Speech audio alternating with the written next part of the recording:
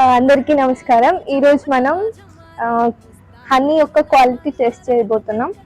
Honey యొక్క quality అనేది మనం 3 టైప్స్లో మనం తెలుసుకోవచ్చు.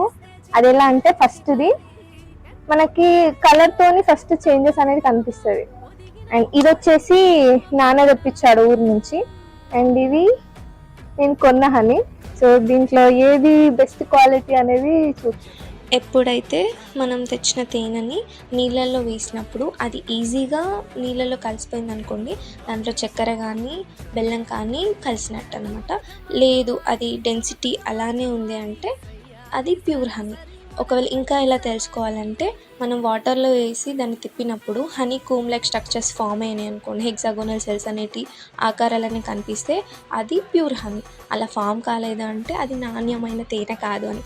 ఇప్పుడు నాన్న తెచ్చింది ప్యూర్ హనీ.